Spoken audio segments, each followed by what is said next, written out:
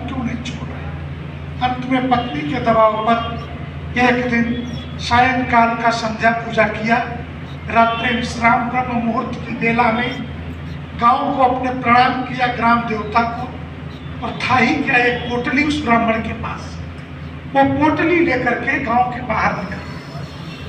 जो गांव की सीमा पार की त्यों पीछे आग की लपटें उठने लगी। पूरा गांव सोया हुआ धू धू करके चलने लगा। पत्नी मुड़ करके देखी ये क्या हो रहा है।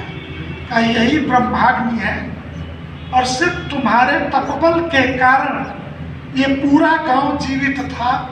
अधर्मी होने के बाद भी इसीलिए मैं गांव नहीं छोड़ रहा था, अपमान की पीड़ा के बाद। तो अगर मुझे कहना हो कि एक संत कोई जवालीपुरम में जिसने शास्त्र विरुद्ध आचरण नहीं किया, धन आए ना आए, कोई सम्मान करे न करे, सहजता से सबके लिए उपलब्ध, तो मैं कह सकता हूँ कि पूज्य जगत गुरु नृसिंह पीठाधीश्वर आज उस आचरण का परिणाम है। एक मूर्ति बैठी है उत्तराधिकारी के रूप में और एक मूर्ति साकेतवासी जिसकी प्रस्तर की मूर्ति है। जरा उन दोनों में एक वृद्धावस्था एक जवानी में कोई अंतर करके मुझे बता दो। दोनों मूर्तियों के सामने जिनको थोड़ा भी अध्ययन हो, कहते हैं कि गुरु की छाया शिष्य होता है।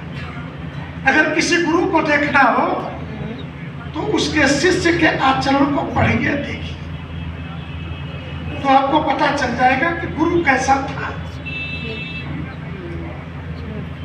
तो ये धर्म चलता ही, परंपरा कहते किसको है?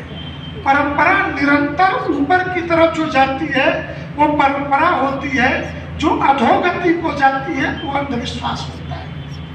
और परंपरा में शास्त्र और पुराणों का सार यही है कि गुरु शिष्य में अगर युद्ध हो गया तो गुरु पराजित हुआ, पिता और पुत्र का युद्ध हुआ तो पिता पराजित हुआ। इसका कारण क्या था कि अगर गुरु अपने ज्ञान का 100% अपने शिष्य को नहीं देगा, 80% दिया, 20% बचा लिया, तो 80 नीचे भी गया तो उसने भी अपने का 80% दिया, धीरे धीरे वो समाप्त हो जाएगा।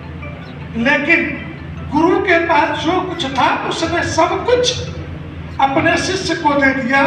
इसके अतिरिक्त गुरु ने यह भी कहा कि जो मेरे पास नहीं है वो कुछ और संतों के पास भी है, वो वहां से प्राप्त कर लो। तो स्वाभाविक है कि शिष्य के पास गुरु से ज्यादा